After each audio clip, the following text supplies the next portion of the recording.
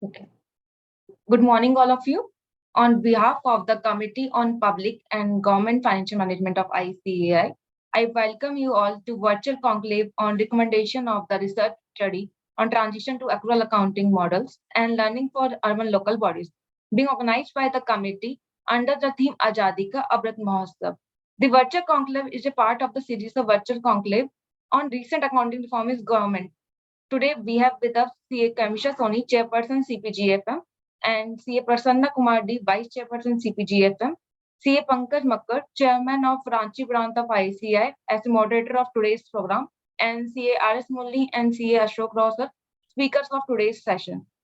This is to inform you that the series of virtual conclave on recent accounting reforms in government will cover all recent reforms in government accounting, auditing, and financial management reforms areas.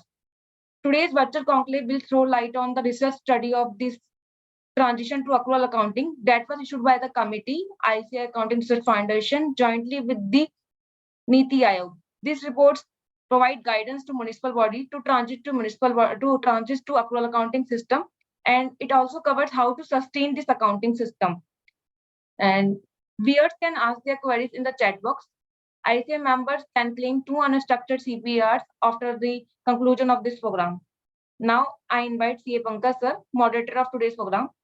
CA Pankaj sir is a practicing chartered accountant, having experience of more than a decade practicing in the field of internal auditing, government advisory, and business consultancy. Currently, he is chairman of Ranchi branch of ICAI. He has a vast experience in government advisory, moreover in urban development and housing department. He has worked as an internal auditor for more than 20 urban development department and local bodies, including Ranchi Municipal Corporation. He has been a part of the group that implemented accrual-based double entry accrual accounting system across ULBs in Jharkhand. I welcome you, sir. Now I hand over the platform to C. Pankaj, sir. Thank you, Niktaji. Good morning, one and all. On behalf of ICI, I welcome you all to this first virtual conclave of the series on recommendation of research study on transition to accrual accounting, models and learning of urban local bodies. This series of virtual conclave on recent accounting reforms in government is being organized by the Committee of Public and Government Financial Management under Azadi Ka Amrit Mahotsav. I welcome CA Kamisha Soni, Chairperson, and CA Prasanna Kumari, Vice Chairperson, Committee of Public and Government Financial Management, for joining us in this virtual conclave. I feel honored to welcome our speaker, CA Dr. R.S. Murli, CA Ashok Rao, eminent experts in public finance and government accounting arena and author of this research study. The roles and responsibilities of municipal bodies in India are increasing day by day. That necessitated more funds by ULBs apart from the government grants to carry out the functions entrusted to them and respond to the needs of the citizen and stakeholders. Issuance of municipal bonds, execution of projects through public-private partnership mode are alternative source of raising finance through which urban local bodies, municipal bodies can raise funds for infrastructure projects. Accrual accounting reforms is an essential condition to raise these funds. Government is taking several initiatives to improve accounting and financial management in Government of India. ICI, as a partner of nation building, is also involved in accounting and financial management reforms in all tiers of government, including urban local bodies, through various means, such as supporting the government in capacity of building activities and implementation of accounting and financial management reforms in Government of India. The Committee of Public and Research Management and ICI Accounting Research Foundation, along with Niti Aayog, undertook a research study on transition of accrual accounting models and learning for urban local bodies that was launched in January 2023. This virtual conclave will provide us insight about this research study. The study takes a deep look at various aspects of accounting reforms implementation in ULBs of selected India states and bring out a common element among the models as well as a unique feature of each model, draws lesson learned and recommendations under the four crucial category of policy, process, people, and technology, along with potential way to implement the accrual accounting system, drawing upon national, and international evidence.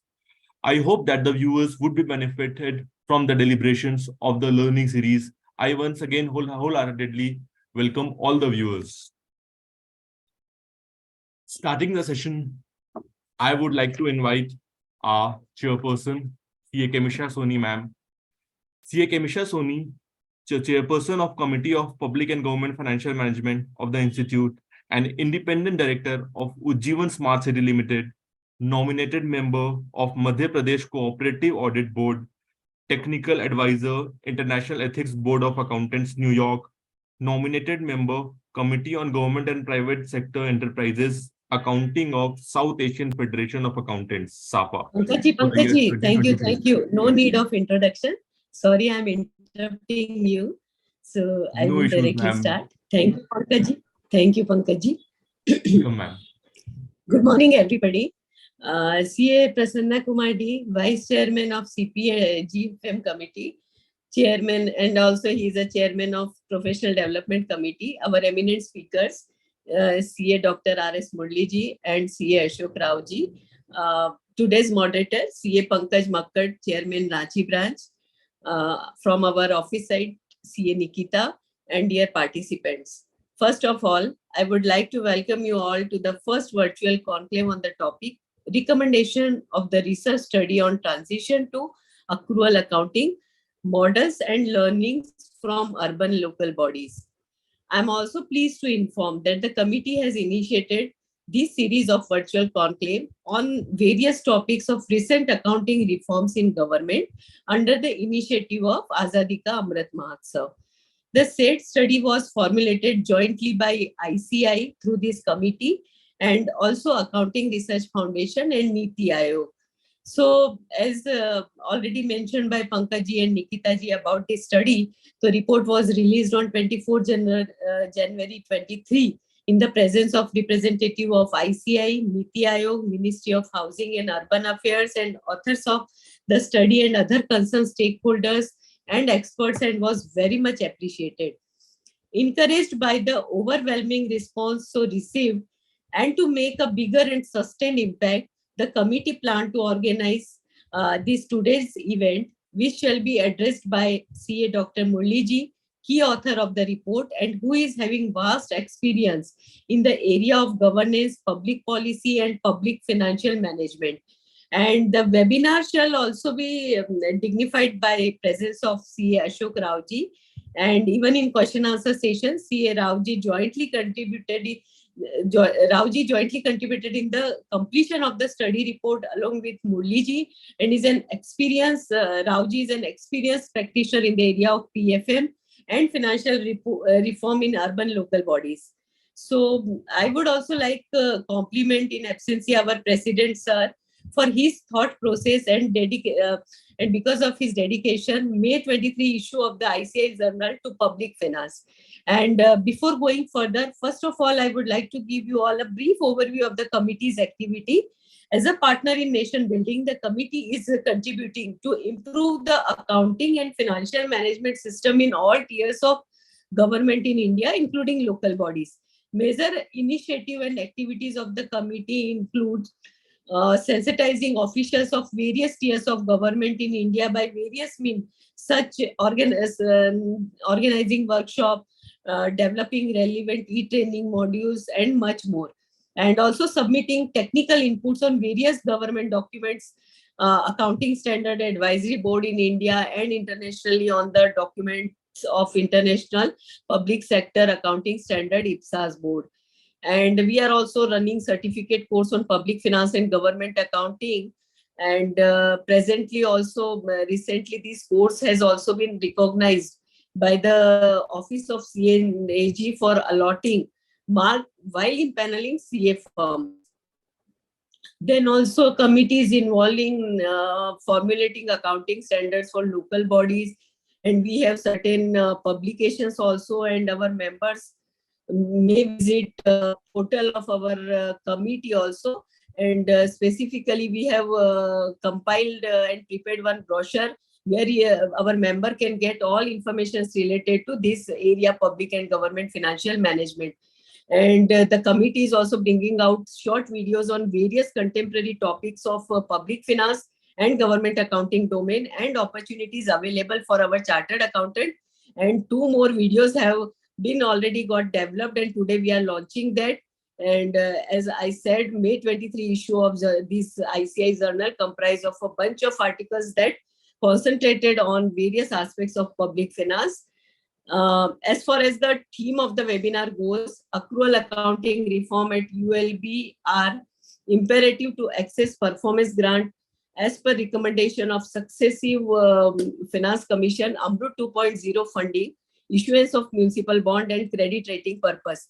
Most of the municipal bodies have initiated the accrual accounting conversion journey, but are yet to reap desired benefit of the accrual accounting system. In today's conclave, research study on transition to accrual accounting models and learnings for urban local body will be discussed in very detail. And just I would like to mention about the report. The report is generally focused on how accrual accounting system enables various better financial and fiscal management, and overview of a finance integrated municipal e-governance system, then reform journey of certain state, for example, like Bihar, Chhattisgarh, Delhi, Gujarat, Karnataka, Odisha, Rajasthan, and Tamil Nadu. That also report suggests an indicative timeline of 18 months for the transition along with key milestone. And report also guides how to sustain accrual accounting system as well, that would ultimately help them in a better decision making and better service delivery to citizen, as accrual accounting system is not an end in itself, rather it is stepping stone in case of ULBs towards becoming self-reliant and self-sustainable. So I would request Nikita also for launching of this short video. Just I will give brief of that video. So if you can share from there, so we can launch that video along with our Vice Chairman Prasanna ji and Rao sir and Murli sir, and of course with our moderator Pankaj Makkar ji. So I would request Nikita just open that presentation. So just for the information of our members, our video is overview of government accounting. This video covers. Just a minute. Yeah, please start.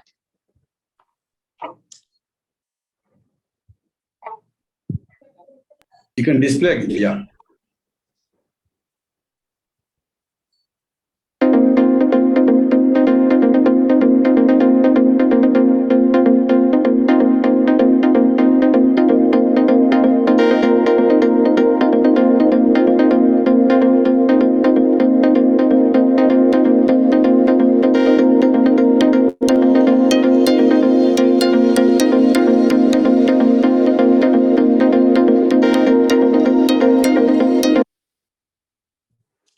So first video overview of government accounting. This video covers structure of Government of India, relevant constitutional provision, detailed information about government accounting, including basis of preparation of government accounts, classification of government accounts, accounting standards being developed for government, and PFMS. And second video, municipal bonds for an urban India. This video covers what are municipal bonds, regulatory frameworks for municipal bonds market in India, key provision of SEBI regulations, challenges in municipal bond market, and how ICI and its member can support in municipal bond issuance. So this video will be available on ICI and committee's website, and also on DLH platform, digital learning platform. With this word, I welcome all the viewers, government officials, and members of ICI to this webinar, and hope that you all will be benefited from the deliberations. So thank you very much, and wish you all happy learning.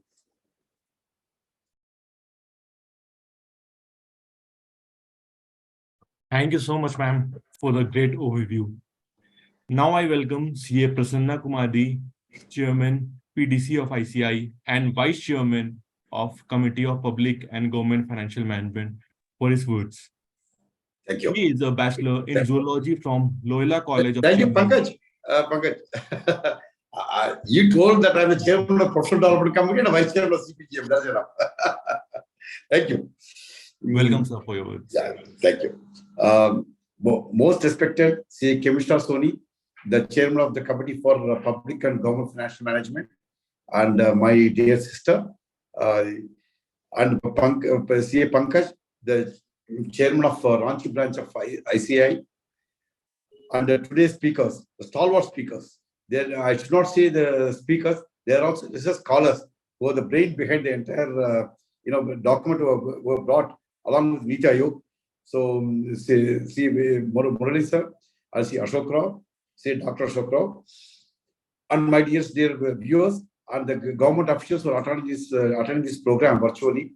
So good morning to all of you. It's a proud privilege for us from the CPGFM to launch the series of webinars. So series of webinars on the recommendation of the research study on transition to accrual accounting, the models and learnings from urban local bodies. In this series, so as you know, once you attend the entire series of the webinars which you are going to have, I'm damn sure by the end of all these sessions, every one of you will learn not only the government officials who are into the municipal administration and particularly finance department, and also chartered who are attending that one. You'll be enriched with a lot of knowledge required for the purpose of, to see the perfect government, financial management is there in the urban local bodies particularly. And as I already told you, we have got stalwart speakers today, Mr. CA R.S. Murali and CA Ashok Rao, who will take us through the entire session. And they're the authors of this particular research study paper, but also they know the entire history and geography of the entire urban local bodies accounting. The cash system of the account is prevalent in the entire government accounting, and the journey started more than 2 decades ago. That we have to shift to double entry system of the accrual system of accounting. And there's a lot of journey which have already traveled. And today is at the I don't see the mature level. At least some reasonable maturity has achieved. But still, there are a number of governments in the country, particularly state governments, they're lacking behind the entire thing. And it is our duty to take the doorsteps of all the state government to see that what are the benefits they get out of shifting to accrual system of accounting. Not only to have the total financial picture of the entire local body, but also for them to raise the finances. Almost all the local bodies, you are aware, they are starving for funds due to various reasons. But this is one area that you must know where you are like, what are the priority is, how do you find that one? All this is known, provided you have got accrual system of accounting. So in this journey, Madam Commissioner Soni was a stalwart in this particular subject. It is very close to her heart. That is the reason probably our president has also nominated her the second consecutive year as the chairman of this particular committee. So she has done a lot of initiatives taken, and under her dynamic leadership, we have already met the Controller Auditor General of India, Deputy CA many times. So regarding the local bodies, we are coming to many schemes to see that not only the local bodies, entire Panchayat Raj system in the country comes under the accounts are maintained and they come under audit purview. And to just state one, which Madam Commissioner Soni is from Indore, and she's also very much involved in the local fund, local government accounting also. She has got a lot of knowledge in the Madhya Pradesh government, holding so many positions. And I understand in the Indore municipal corporation, they have got accounts well maintained. They are also subject to audit. Thereby, I understand they have got green bonds. So this is the way that this will be useful. We came to know very recently when we had met some senior officials in the C&AG office also, that there are a lot of funds in the Finance Commission which they are eligible to get, but these local bodies could not get for want of lack of proper accounting and for want of audit also. With these viewers, I thank Madam for launching the short videos on the Prasanna sir, President sir has joined. Yeah. So we will will do that process at least in the presence of our Honorable President sir. President sir, we would like to welcome you, and also we would like to compliment for you have given this opportunity to specifically this issue of May Journal of ICI related to public finance. Sir, for May Journal. So we are complimenting you and we are thanking you. And also we assure you that it would be our ingenuity to continue contributing to the journal to create more awareness amongst members and other stakeholders. So I would like to welcome our Honorable President CA Aniket Sunil Talati ji, our young and dynamic President, I would say. Sir, welcome you in this webinar, series of webinar. Welcome, President, sir. Sir, I think you are on mute, sir. Sir, you are on mute, sir.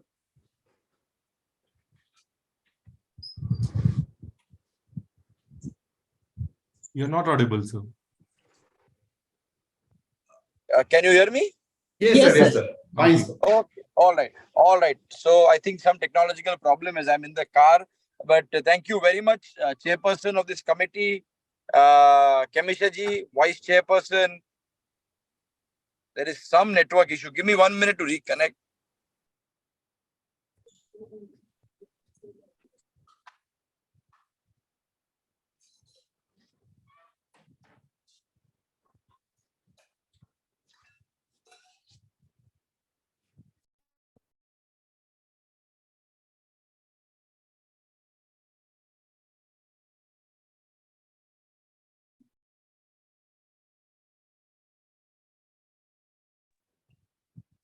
Sir is traveling actually today.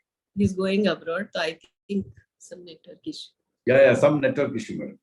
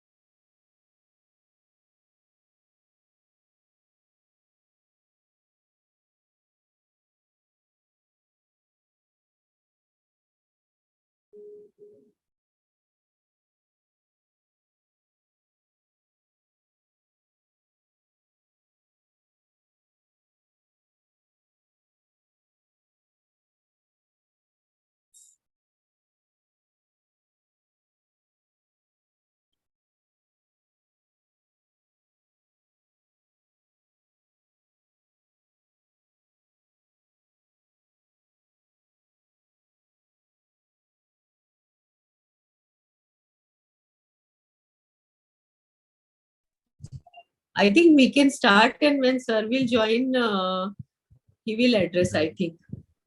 That may be better. No, we can start. So Nikita also will keep a watch on the participant. The moment sir joins, we just alert. We'll stop wherever we are, and then we'll go with the president.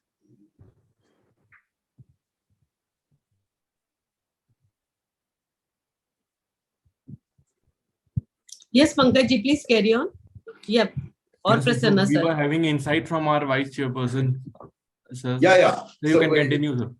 Yeah. So nothing much. I was thanking the madam for her thought process and doing all the needful and taking the issues from time to time to the government of India and the various state governments and also CNDG.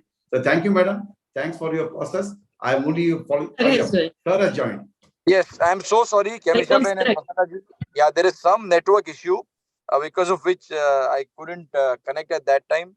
But since it's a unique program that your committee is organizing, and very rightly mentioned by Kemishaben in the last month's journal, we had a special focus on public finance and corporate finance, where public finance was laid very important stress on.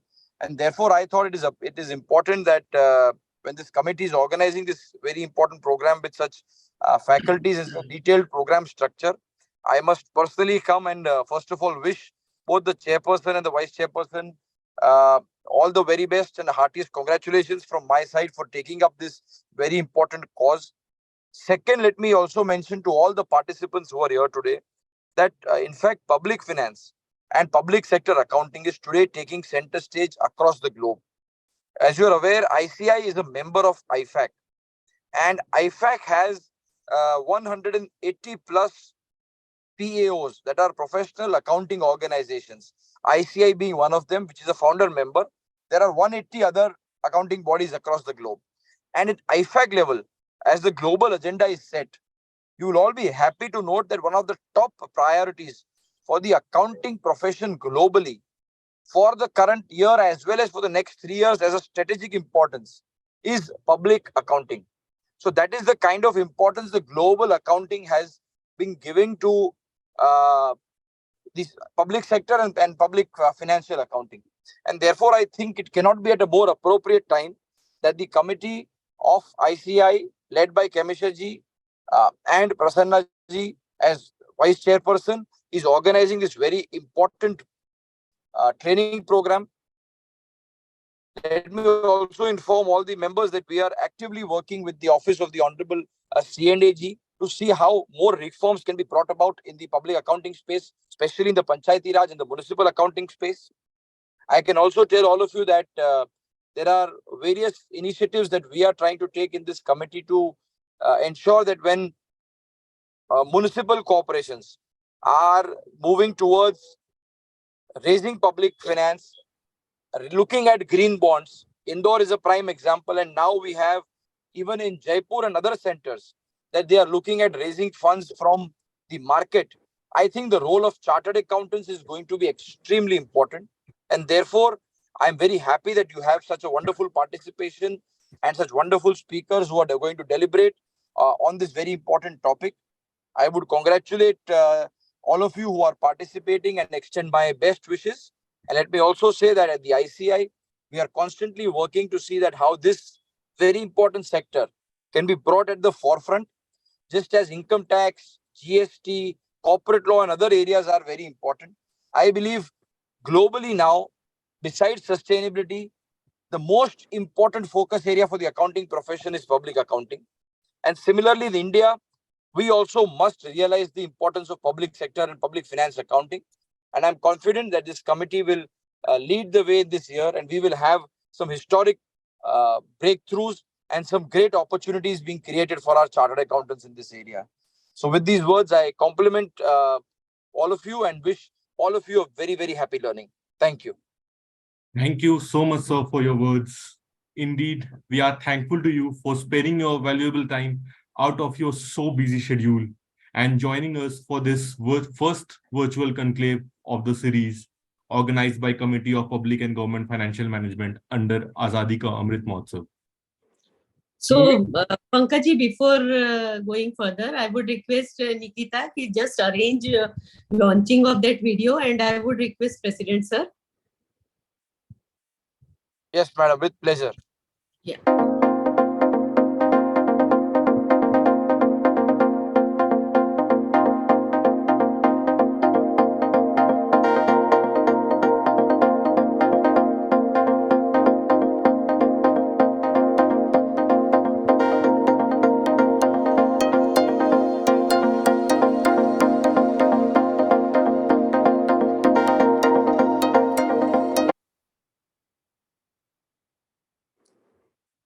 President Sir, one video is related to overview of government accounting, and this video covers structure of Government of India, relevant constitutional provisions, detailed information about government accounting, including basis of preparation of government accounts, classification of government's account, accounting standard being developed for government and PFMS. And second video is related to municipal bonds for an Atmanirbhar Urban India.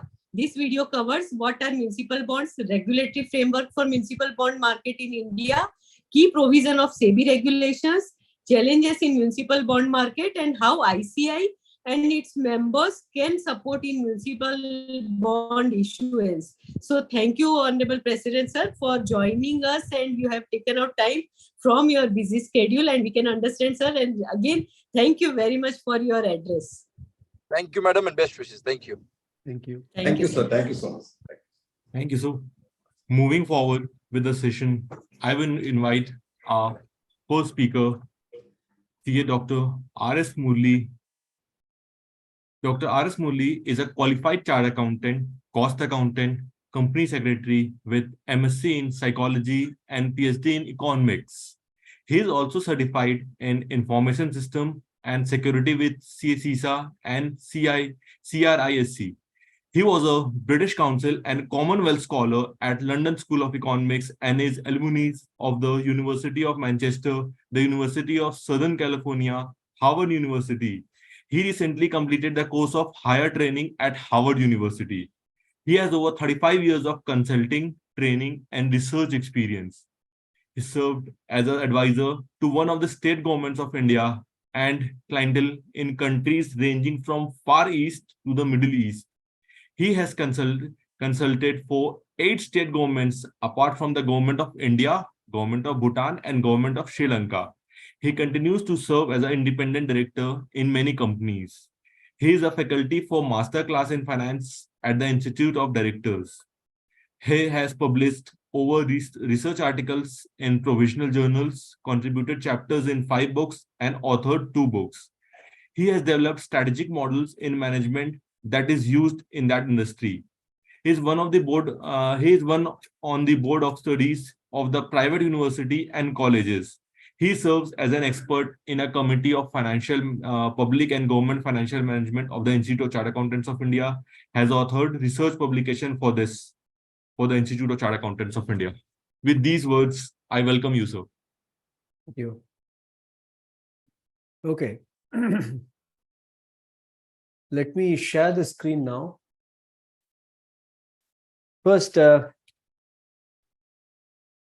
Ankit ji, President, Kamisha ji, the Chairman of the committee, Prasna Kumar ji, the Vice Chairman, Pankaj, who is coordinating today, and Nikita, who is giving the technical support. Thank you, all of you, and my colleague, C. Ashok Rao. Let's get straight in the session. We will make this session in 2 parts. The first part is going to discuss about the report per se and the learnings from the report. The second part will carry you through what are the things to be done at the state level, what are the things to be done at the ULB level. This will be very useful for our members because our members are engaged both at the state level and at the ULB level, right? And I request Ashok Rao to join me whenever he feels comfortable, and he'll also join me toward the end in the question and answer sessions. So I want you to understand the study, the team. Apart from me, Ashok Rao was there. Namrata, who is not available today, she was part of the team. We formed the core team, and we had people, various members from different parts of the country.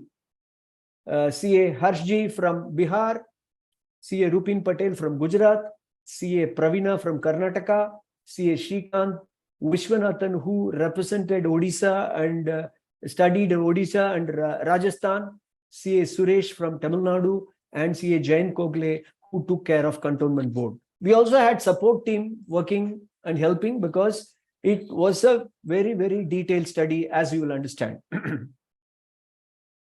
What is the context of the whole thing? Whenever we study something, we need to understand the context. Why and what is the rationale behind the entire study?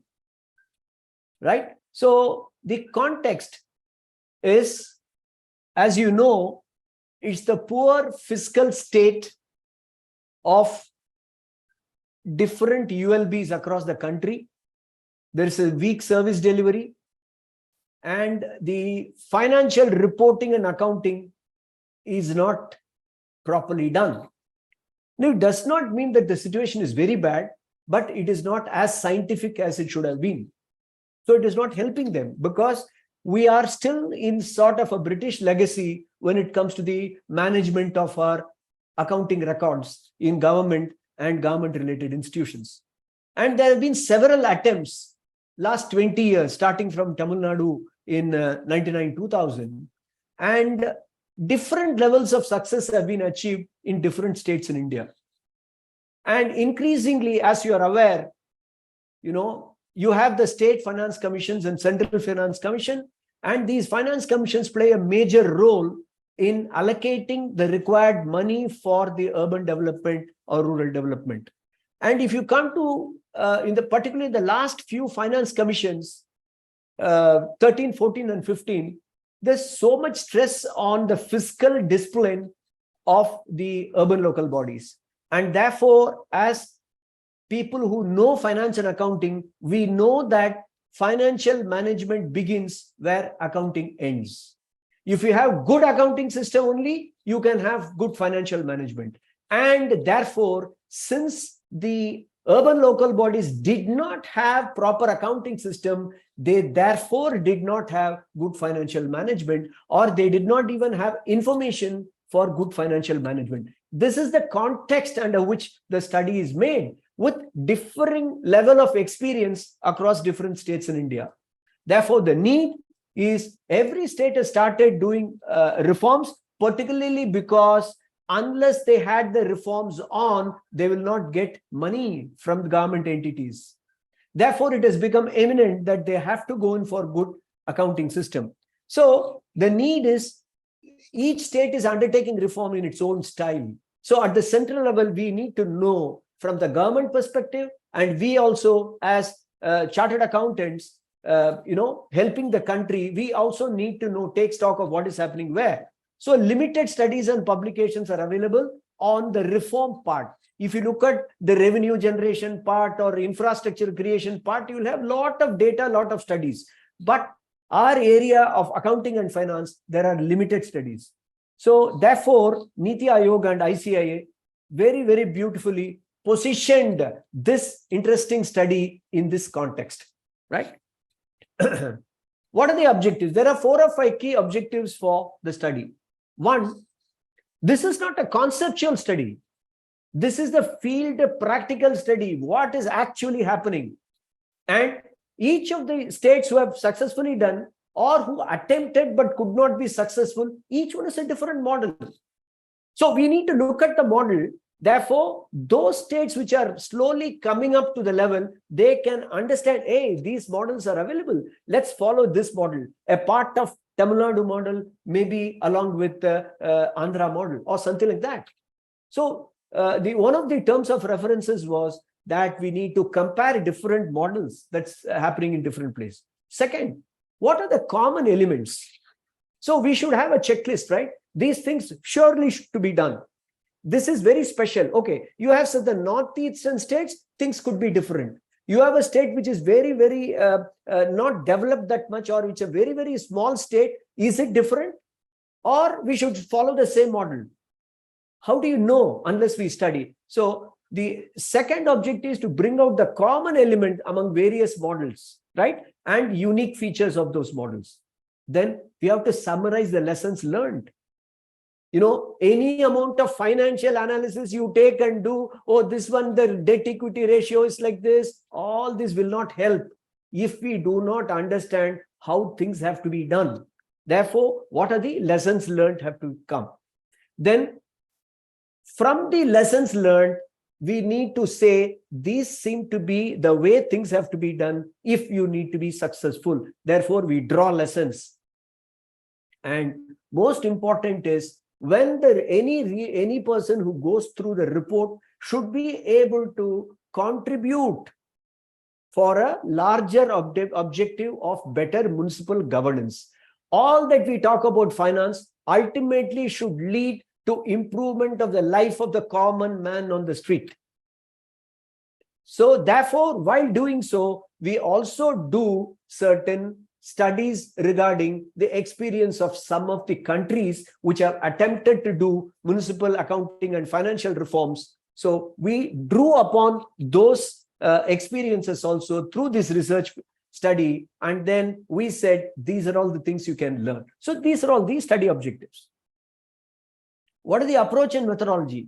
You see on the screen those eight states, right? 1, 2 on the west, and 2 on the east, 1 on sort of the northeast, and 2 in south, and we also have Delhi in between. So these are all the states where our team was present. So we had a reasonably good. So we also, apart from the 8 states, we also looked at cantonment boards. As you know, these cantonment boards, again, coming out of the British legacy, are also part of the urban local body system. Therefore, they were also looked into. And states selected, these were selected based on various criteria. Let's not get into, but more importantly, we had representation of well-distributed geography of our country. Then the team undertook, what did we do? So we developed a detailed questionnaire with 53 different variables, 53 different aspects to cover various aspects of accrual reforms, not just accrual reforms, because we are going to talk to somebody, and they will have to recollect what happened 8 years ago, 10 years ago. In several cases, those guys would have gone and, they would have either retired or they would have gone away. They would have been different posting. So we need to have a check and balance system even in the questionnaire so that we get a balanced view of what has actually happened, plus various research reports, World Bank report, Government of India report, and other countries' report we had to go through, and we did a desk research. So it's a combination of field research and desk research. As chartered accountants, don't get carried away by saying whenever we use the word research, it means that something you're going to do your PhD, things like that. No, not at all. It is trying to understand what is happening with an object, very, very, very clear objective, right? So therefore, you saw all the members of the study team are chartered accountants and really knew and really had experience in the field. Therefore, we were able to look at things in a much closer level, right? What are the contents of the reports? The report was divided into 4 chapters and some annexes. So first, we discussed on the fiscal management, how fiscal management is important for municipal governance. Forget municipalities. Even you go to the government, any department you go and ask them, what is a single major problem? They'll say, if only we had adequate budget. If only we had proper finance coming at the right time. So the governance is directly related to financial management. So we discuss all that. And we also cover the overview of the historical overview of municipal reforms. Many people may not know that accrual accounting for the first time in India was introduced in Chennai Corporation in 1980. Yeah. At that time, a team of chartered accountants only helped. That's a different part of the story. But therefore, history is 40 years old in India, right? So we cover all that and give an overview. The focus today is not that. We'll go into the contents. So, and the need and objectives, we saw approach and methodology.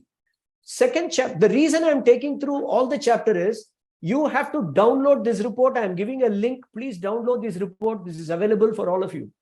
Okay. The municipal finance reforms journey of selected states. So those 8 states plus certain states where we were able to get data based on our research. So all that, so various reform aspects we have given. And what did we do? We identified different aspects of these reforms and tabulated for all the states. So if you go to chapter 2, you'll find a nice tabulation and you will find comparison of the journey of different states. You like it. It'll be very objective and it'll give you a clear perspective. And we also gave some aspects of the non-reform in non-study states, whatever, apart from these 8 states, whatever data was available. Okay, so how all these experiences came up at different levels, different timelines. As I said, Tamil Nadu, and one more information on Tamil Nadu is 99-2000, one shot, all the ULBs, they converted into double entry. Even before the government announced the Municipal Accounting Manual 2004 and 5, much before that. So that is different. Similarly, Karnataka was an early riser. Similarly, attempts were done in Gujarat. They were all early experiments. So all this, you get an overview when you go through chapter 2. Chapter 3 and 4 are the engines of this entire report. Chapter 3 is lessons learned. Okay, as was mentioned by Pankaj, we grouped the recommendations, analysis and recommendation, policy, process, people, and technology. And that's a good eye-opener. It could be a good eye-opener for some of you who are listening to this model for the first time. This will help you. So all aspects relating to process like reform, design, planning, etc. Then the process, actually implementing it, some of which we will touch upon. And then people who have to do the job, and technology, without it, the whole thing cannot be done, right? And we also gave critical success factors and checklist what needs to be done both at the ULB level and at the state level. Very interesting. Many of the research studies will just say these are all the findings, thank you. But we insisted that we will bring up with a checklist both for the government and for the practitioners like us, right? So I'm going to cover that in the second half of my presentation. Then for leveraging financial reforms for better municipal governance. So while chapter 3 looks at the lessons learned and what can be done, chapter 4 is the way forward. So therefore, what are we looking at? We are looking at better governance.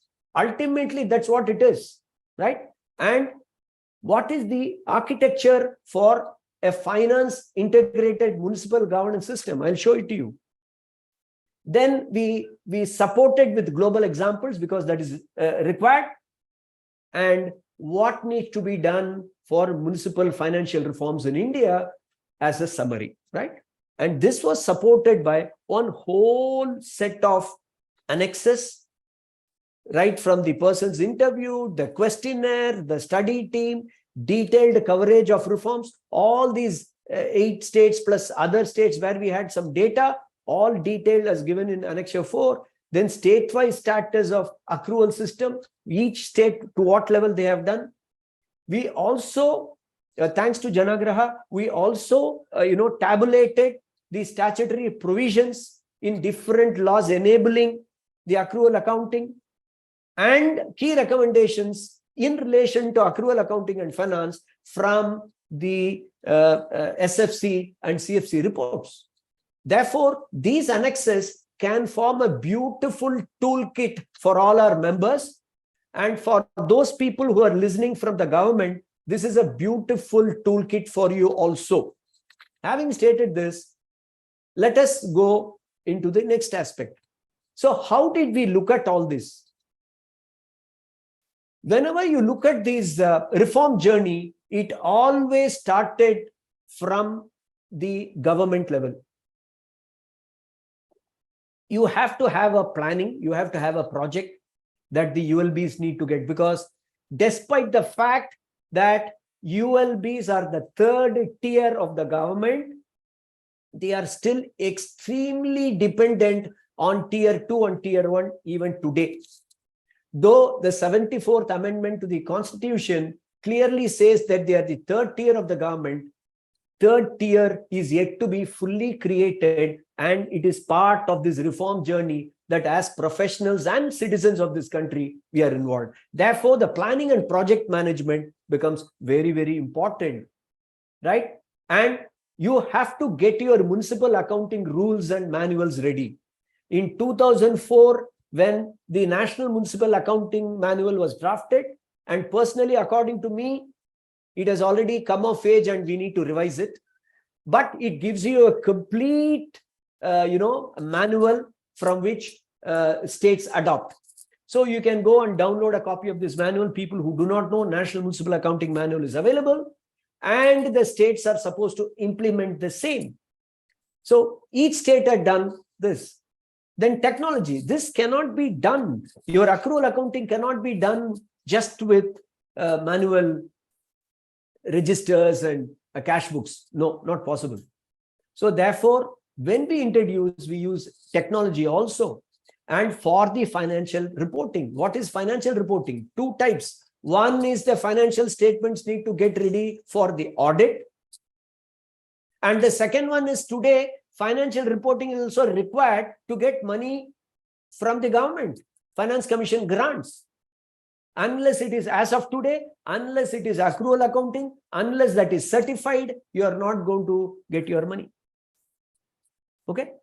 And aspects of various aspects of reform implementation. We'll come to it when we come to the checklist. Most important, cash basis of accounting, no balance sheet, no income and expenditure account, only receipt and payment account. That too not summarized. The receipt and payment account generally would run to 10 to 20 pages.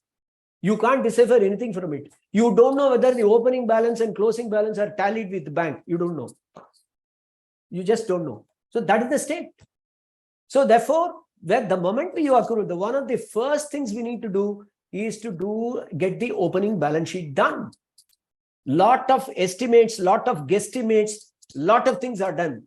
But even at 70 or 60 or 80% accuracy, you will get something. Earlier, there was 0. Now you get at least 80% accurate financial statement. There are a lot of things. Kindly go through. There are about 24 different formats that were suggested in order to get the details of assets and valuation of assets, different type of assets, revenue earning assets, assets that are impaired, heritage assets. You know, you have so many things, all that come. Liability, assessing liability itself is another problem of these institutions. Okay.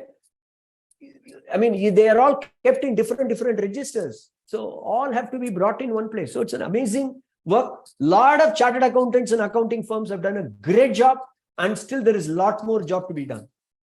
Okay. And human resources and training, 99% you go to these places, they will not have an accounting cadre at all. What do you mean by accounting cadre? Engineering, you have an engineering cadre. Doctors, medicine, you have a cadre. Right? For accounting, there's no cadre. So nobody knows accounting at all. Right? So all those aspects are covered. Then you have the aspects of financial statements and audit. You know, most of the audit is done by the state accounts department or local fund audit department. They're local. And most of them do not certify the financial statement. They do normally what we call as vouching audit. Just they do the vouchers. They do proprietary very well. Whether the payments have been done properly, whether the various conditions of contracts have been fulfilled, all that is done meticulously. But no financial statement is made and certified. When we are talking about financial management, I told you, financial management begins where accounting ends. Accounting does not end at all. You don't have a statement at all. Then what do you know whether the organization is doing well or not? That is the problem. How will, in case they want to go in for a municipal bond, how will somebody assess whether the organization is capable financially? You know, all that comes there. And then we also looked at the present. So if you look at the tabulation, it will give you all these aspects. Okay, now we come to the findings. What are the key findings? So we look at the positives. Because ultimately at the government level and for all of us, we must know what is happening, right? Need for accounting reforms is completely established. I remember early 2000, ICAI had arranged for a meeting for the first time. They had called all the states, representative of ULBs at Delhi. And I, fortunately or unfortunately, I was given the session to address on the need for accrual accounting in ULBs. So at the end of the session, I was even worried whether I'll be allowed to go out. because that was the type of mindset at that time. They said, no chance. We are government accounting. We will have only this. No way accrual accounting can come. That was the mindset. Today, that is completely changed because the policy makers in the government and at the ULB level, they have started appreciating the need for accounting reforms. Thanks to many institutions, including, of course, ICAI in this regard. Then the technical aspect. What do you mean by technical aspects? Getting the software or getting the technology, getting the servers, getting the internet. All these are relatively simple. What is the toughest aspect? To get the manual done and implement it, make the people do the work, make them understand what is accrual and whether they are passing accrual entry. This is the accounting side. Audit side, whether proper audit is made, whether the financial statements are certified as required. Now, let us not even talk about accounting standards. We'll first talk about accounting and then we'll go to standards. Okay. So we are in the stage of accounting now. Okay. Then national framework. Therefore, now today, at least everybody knows we are looking at format of balance sheet, income and expenditure, etc., which is given by National Municipal Accounting Manual. There are also nuances in the National Accounting Manual as to how each registers have to be maintained, blah, blah, what is the double entry, etc. Most states, this is a very, very important lesson we learned. One of the findings, that is the accounting reforms always go with also e-governance reforms. What is it? They are trying to introduce technology, not just for accounting, for various things. You have counters where people can go and pay property tax in the same place, electricity charges in the same place. That's all linked. So for a common man, it is beautifully linked to other places. So like that, every different aspects of e-governance is also linked. That's very important as accountants, because most of the counter transactions that are made where money is involved, it always has to hit the municipal accounting. Therefore, you may, the horticultural wing of a corporation may sell some seedlings and some plants, but that has to come into the revenue, non-tax revenue of the municipality. So everything is involved. Don't just say just property tax and other aspects alone. So therefore, multiple data come into the e-governance, to the accounting system. Therefore, all the e-governance aspects are relevant for the reform, of course. And another thing is, even in a small place in our country, we do have our members, we do have people outside the ULB system who understand accounting and finance. And also a country like India, we are proud that anywhere you can get the software guys. So all these are enablers. This is what we found in our study. And very interesting, few states moved early and they have gone into first cycle, second cycle, now in the third cycle of reforms. Some have done in the first cycle and second cycle. Some are only in the first cycle. Some are just getting into the first cycle. More the later people move, they have the advantage. Why? Because already systems are set in other states, whichever model they can pull and use. Right? So this also, we found that it's a very interesting finding. Most states attempted reform, but all the states in India have attempted some way or the other different levels of success and failures. Let's not worry about it. Therefore, the entire country, your 3,000 or 4,000 odd urban local bodies, and growing because the population is growing, more and more urbanization is taking place. There is a huge requirement for these reforms, and there'll be different phases of reforms also, right? Then let's a few points we would like to give on states, except for Bangalore in Karnataka, all other ULBs, then Tamil Nadu, entire Tamil Nadu, then your cantonment boards, etc. That all these places, accrual entries, accrual accounting is sort of going on. You call it perfect, I will say no. It may not be perfect, but is accrual accounting happening? Yes. they're not having cash basis of accounting, it is moving on to accrual accounting, right? But in most of the other places, full transition is yet to happen. Similarly, in non-study states, Kerala is moving into the, Kerala is on the accrual, but most of the non-study states also, at this time of study, which is 1 year ago, it was not there, right? Most states, what they do, yes, Ashok, yes, please, welcome. Just to come in here on the point number 1. So this was the finding of the study. But if there are some states where our members are involved and where the accrual transition has happened fully, for example, we know from desk research that Kerala is good, though it was not part of the study state. Please, if there are instances, please do share it either in the chat or if you have a chance to speak up, that will be very good to know. Yeah. Point well taken, Ashok. Yeah. And in general, every state we are seeing, they use local CA firms in 2 ways. One, for helping them entire conversion process, which actually should happen, or for certification purposes for getting money from the government. So it may not be an audit, it will be a certification of financial statements for the purpose of getting, let's say, finance commission grants. So already these things are happening. Now, we also wanted to say why the internalization of accrual accounting is not happening. In many of the states, we found that even in the larger corporations, they maintain account in some way, and just around the year end, the CA firm is brought in, boss, you make accrual accounting statement for us. And then the CA firms, within the time and other limitations they make, and that is what is used. Which means that the ULBs are not able to internalize the accrual accounting process. This, in case the participants today are representing the government, this is a very, very important point for you, friends. So we found 2 reasons. One is severe lack of capacities.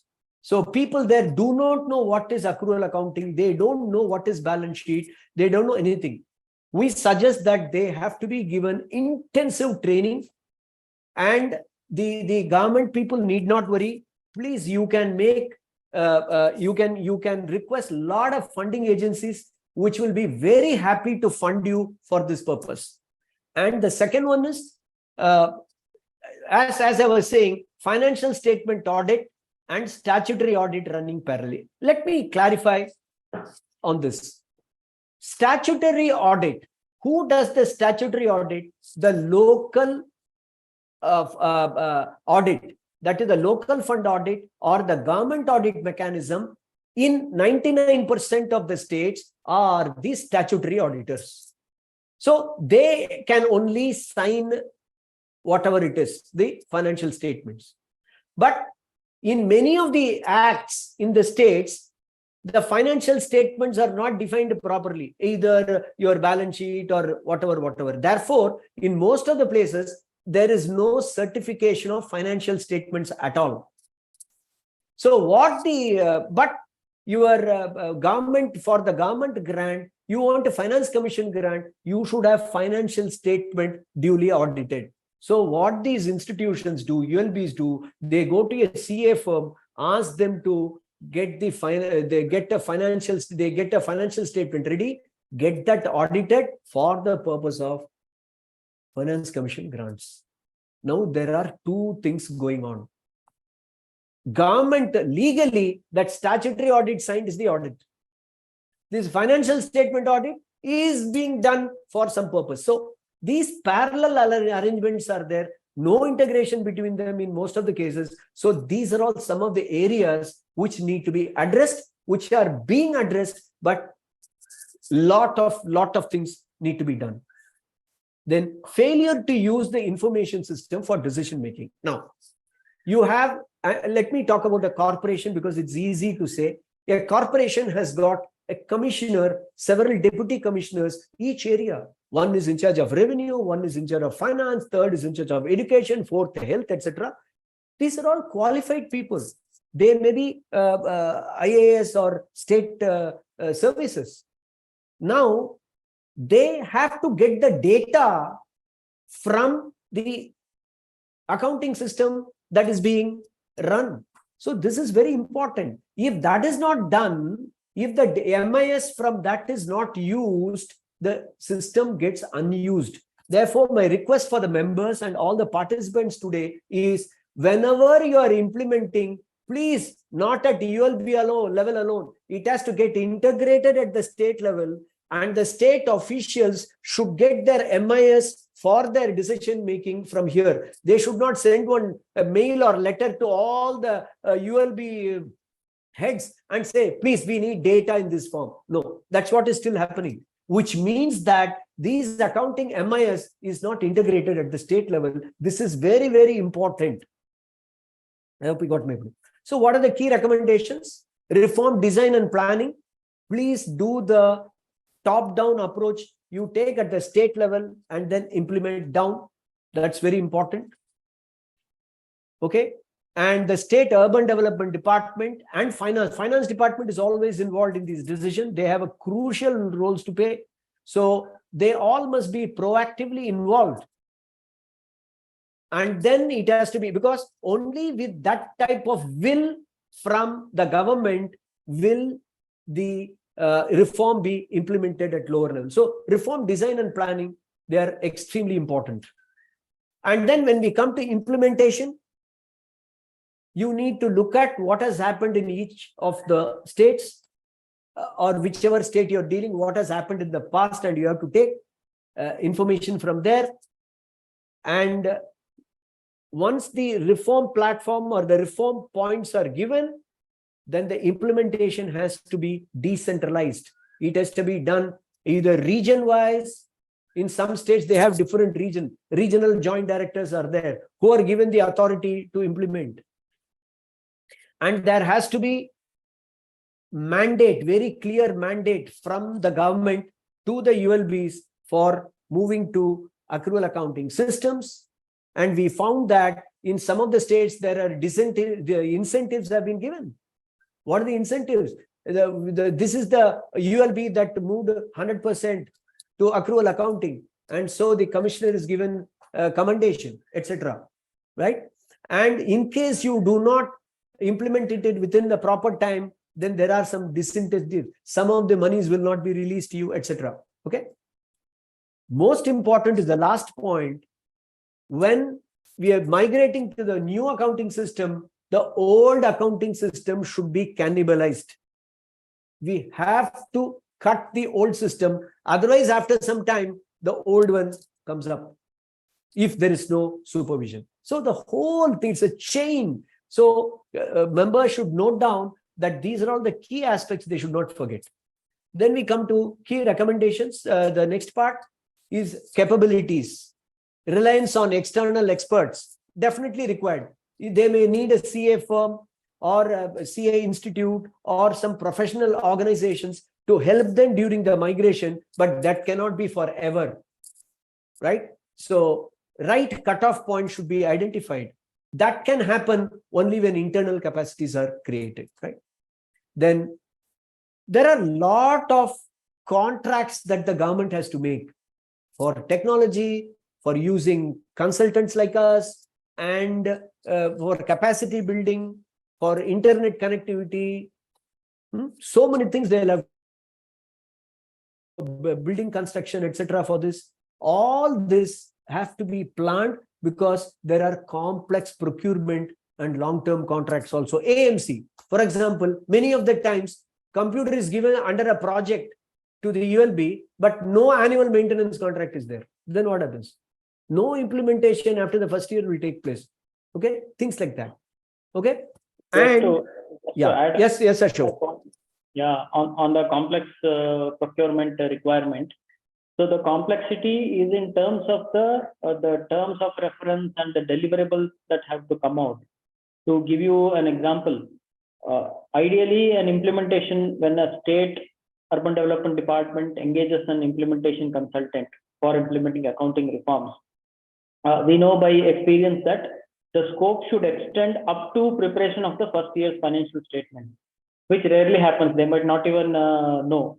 So there will be an implementation period and then a support period. Accordingly, milestones have to be designed, payment terms have to be designed accordingly. So, and these are consultancy contracts, are not regular procurements that the state undertakes. Of course, engineering consultancy is separate, which the government is very used to doing. But these kind of soft consultancy projects, they would not have the experience in preparing a proper RFP and getting accountability from the vendor. So that is very, very crucial for sustaining the reform. This is just one example, like this, engaging software vendors, whether to go for an off-the-shelf product or to go for customized development. There is a conscious call that has to be taken and procurement has to be done accordingly. So that is where expert help would be required. Yeah. Thank you, Ashok. So therefore, the other important aspect is subject matter expertise at the local level is very, very minimal within the ULB. This is another area where the members can play a great role. Institute has started playing a real good role. Particularly, our committee is playing a good role in this regard. But lot of things need to be done. Maybe we should develop an exclusive program for the accountants of the ULBs, and we should be able to sell this training program to the government. That is very, very important.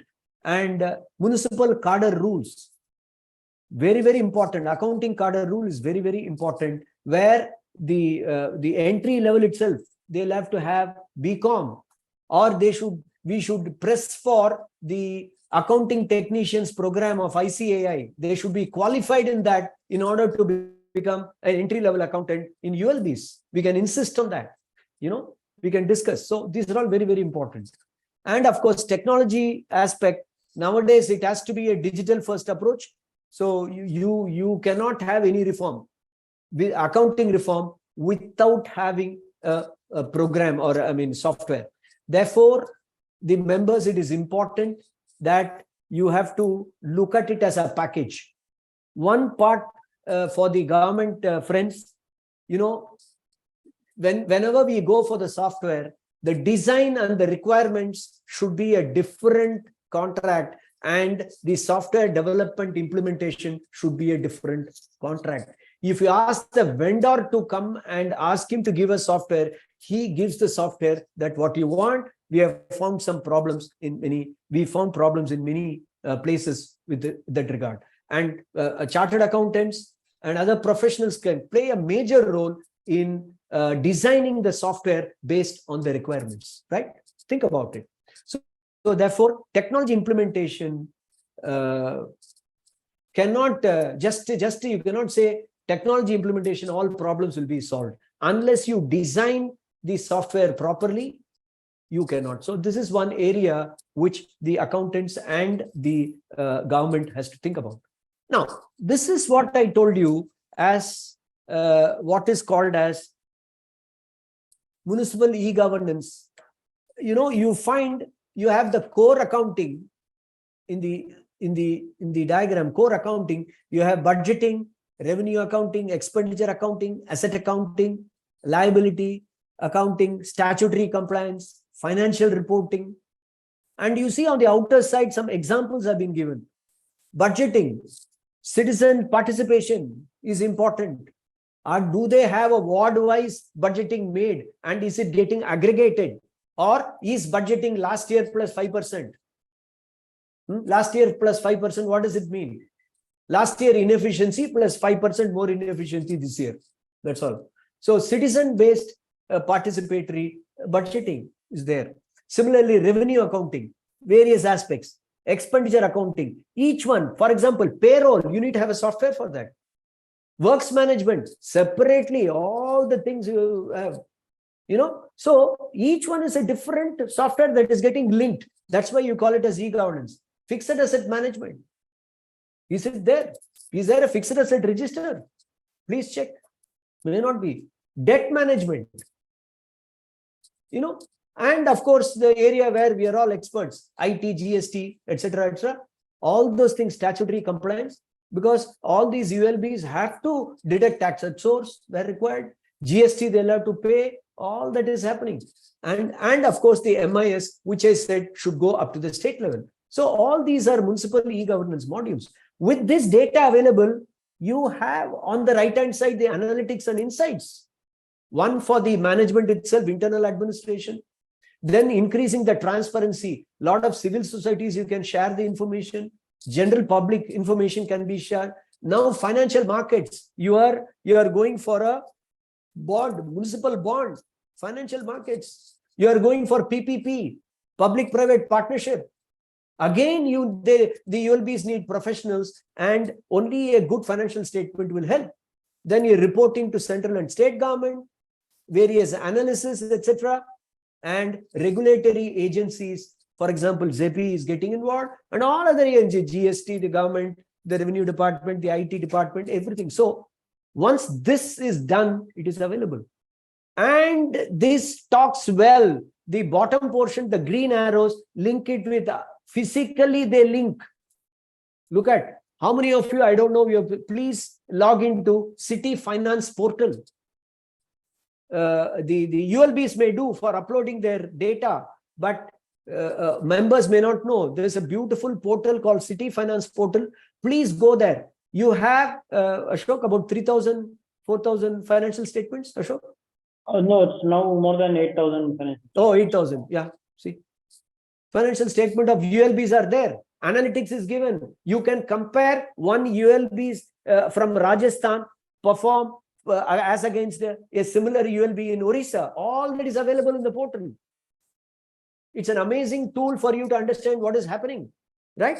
Similarly, you have the Housing and Urban Affairs Department, and then PFMS, State Treasury, Citizen Services, Bank Payment Gateways, then handheld. For example, somebody has to collect a tax or somebody wants to pay tax. Both can be done by handheld devices. Your GIS for identification of properties, your entire e-procurement, which is already started by the ULBs, and then your audit management, which is not happening as of today. All these can be connected to these e-governance modules. And my dear friends, in all the boxes we have given, professionals have got huge role to play. Understand that. Okay, so this is the municipal e-governance modules. Sorry. Yeah, yes, Ashok. Yeah, one more point to add to what Dr. Murli was just mentioning. This diagram is, I would say, a kind of a layman's version of an IT architecture diagram. And it also helps in advising government or for governments to decide how to implement it. Ideally, you should develop the core first, which is core accounting, develop everything around it, and then link it up. But rarely it happens in practice because the demand for accounting computerization is less vis-a-vis when you compare to a property tax system or a works management system. There's no harm. You can still implement the property tax system first, as long as you are aware that the property tax system has to talk to revenue accounting as far as the demand, the collections, and the recoveries are concerned. It has to talk to external systems like bank systems, payment systems for exchanging payment data.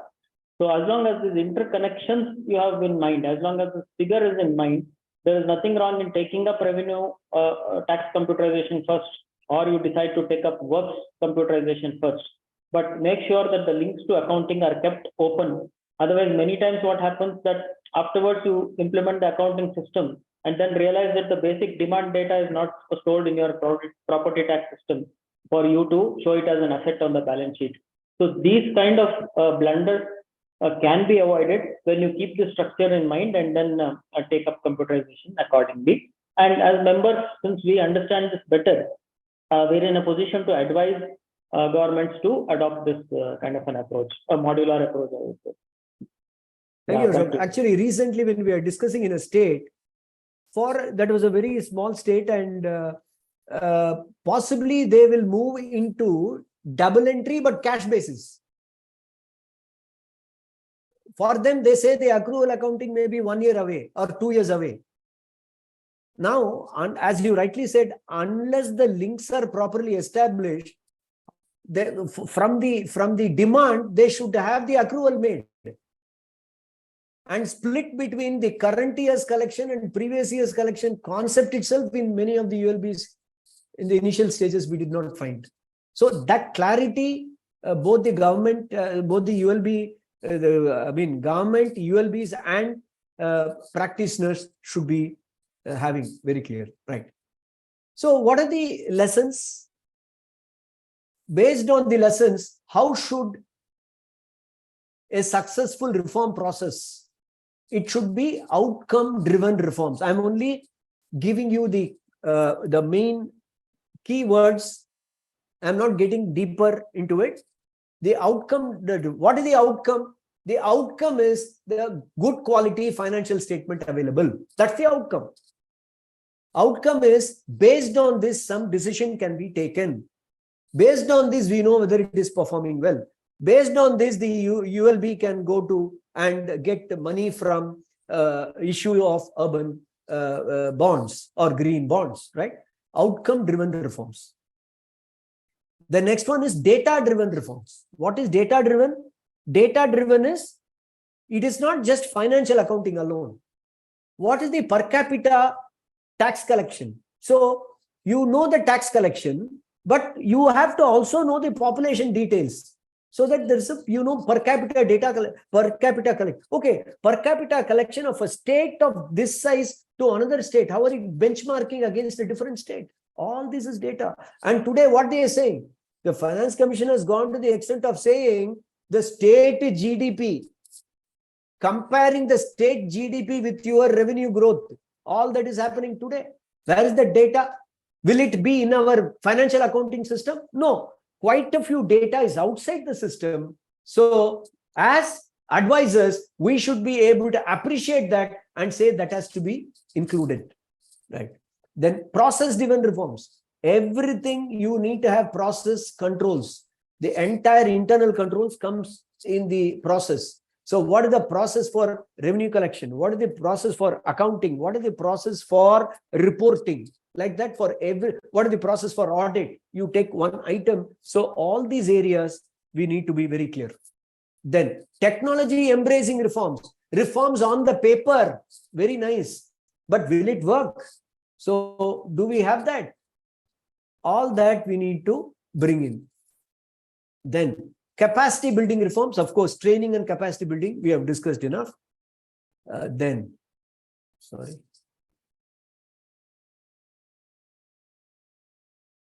What is it? Give me a second. Oh. Okay.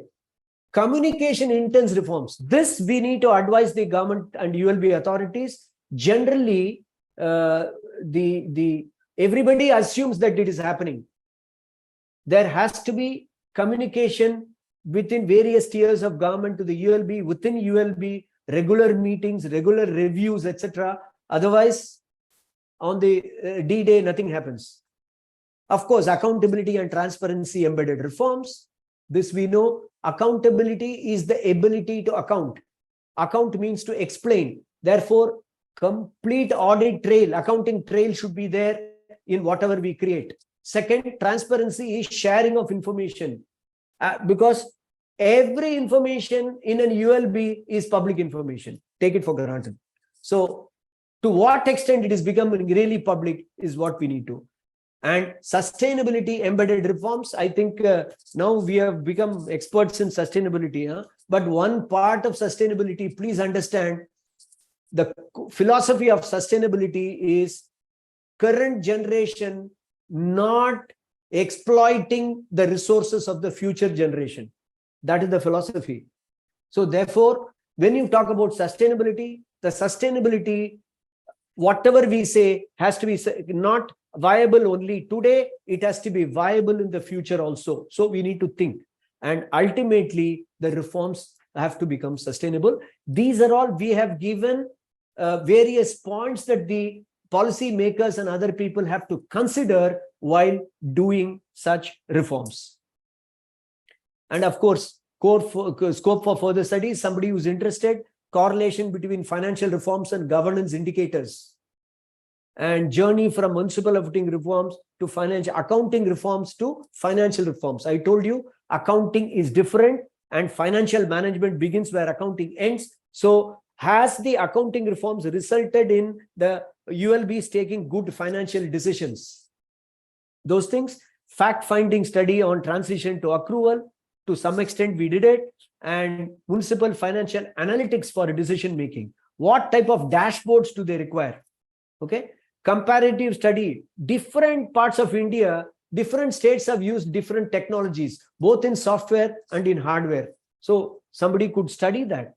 And then capacity gaps. Which are all the capacity gaps across all the municipalities, which are across the states, which are all the capacity in certain regions of the country. This is again a good area. Financial, of course, this we have seen. Effectiveness of financial statements and audit. Yes, right? So, what is the time we have? We have, okay, maybe another 10 minutes. Ashok, I want you to look at some of the questions that are coming up in the chat box. Meanwhile, Okay. I will try to introduce, because you can download this report I'm going to give you, but this is very, very important. Implementation timeline of 18 months. You take a large corporation, 18 months is not sufficient. Okay. You take a small one, 12 months is not sufficient. 18 months is a balance. 18 months could become 24 months. 18 months could be 30 months, whatever it be. But we deliberated and we said, we will fix 18 months and say what can be these 18 months, what needs to be done? First 3 months, the municipal accounting manual has to be in place. Either the state decides that they will adopt NMAM with little changes, or you make one for that. That has to happen in the 3 months. While that is happening parallelly, we have to understand the IT requirements. The hardware, the software, what they are going to do. And today, lot of free software or free platforms are available. I am not getting into it. We should have a separate discussion for this. Okay. Then from the 3rd or 4th month, with the available data, we have to start testing the software, whether it is giving the proper financial statement. You could take 1 or 2 months data, run it, check, test, and opening balances migration. So that is why next you see on the 4th month column, opening balance sheet preparation has to come. And similarly, conceptual training. What is double entry? What is a balance sheet? What is financial statement? What is a journal voucher? What is contra? They may have 27 bank accounts, and every bank account, some money is drawn. Sometimes nowadays cash is not drawn, mostly 99%, but I'm saying. So all those things, right? Then pilot runs and fine tuning should start within the first 6 months. And once the software is ready, pilot run is done, software is ready, you should start doing the software training for the users. Ideally, suppose you have last 6 months data, all the 6 months data entry should be made by the respective accountants, accounting employees, so that they have, right? So then, in case the rollout is a statewide rollout, you need to check how it is done. Statewide rollout, if it is 1 or 2 municipalities, okay. But if it is going to be 30, 40, 70, then how do you plan? You need to plan. Maybe what we have done experiences, we introduced in one region, then found out what are all the issues, then they were sorted out and rolled out to other regions. So you must do all that. Okay. And what, as Ashok in between, he was saying, the preparation of AFS, your accrual based financial statement for the first year and the audit for the first year, we have conveniently assumed that column 1 is April, so 12 is March and 13 is the next April, right? So you need to do the financial statements, get them audited, and any contract of involving, you should involve that they should create the first financial statement. The software has to run the first financial statement correctly and completely, and then give it to our satisfaction. This is the crux of the timeline.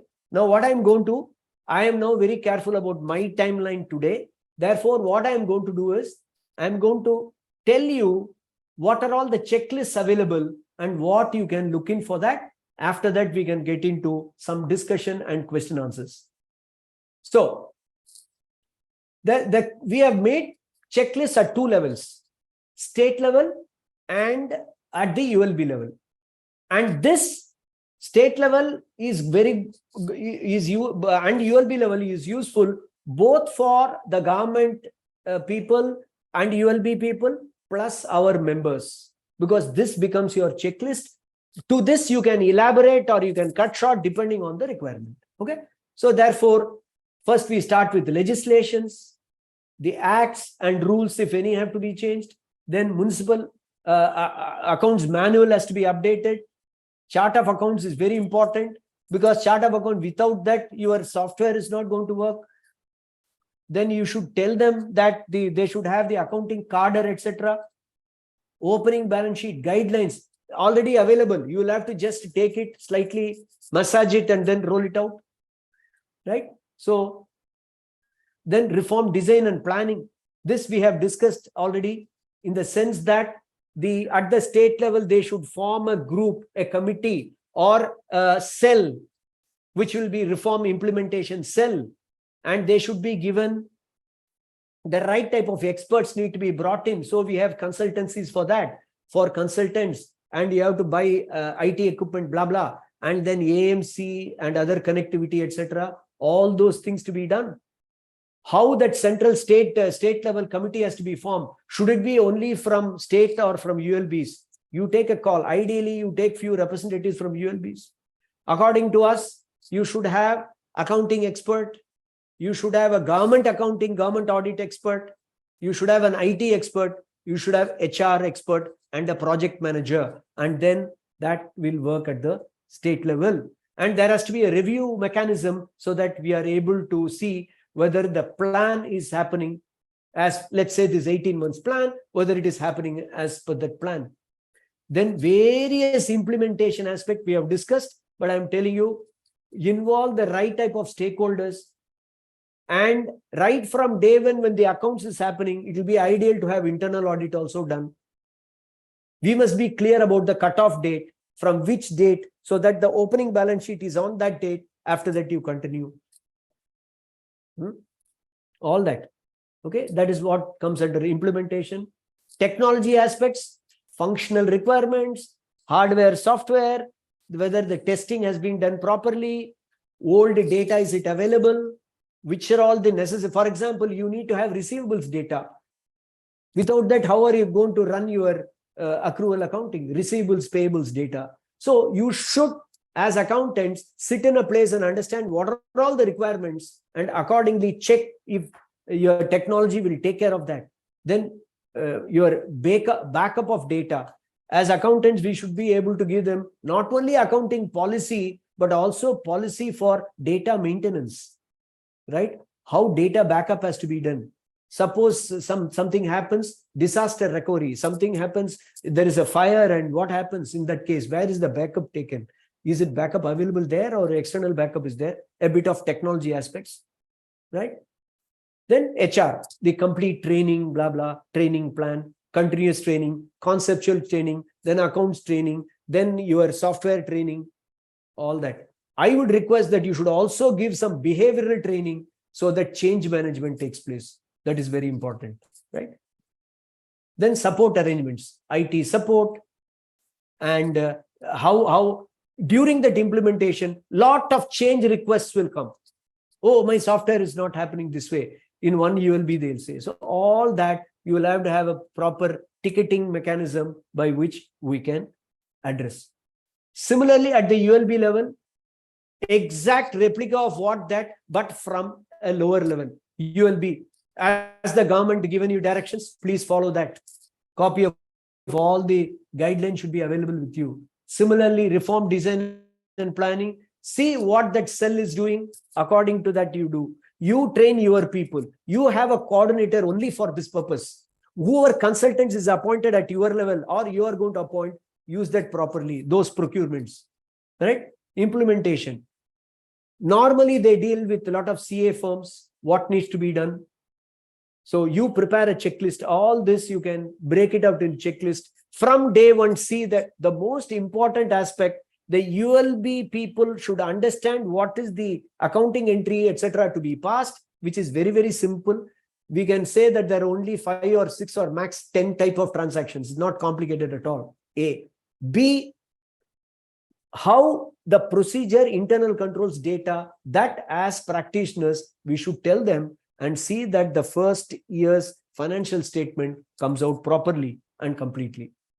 Technology, we have discussed enough.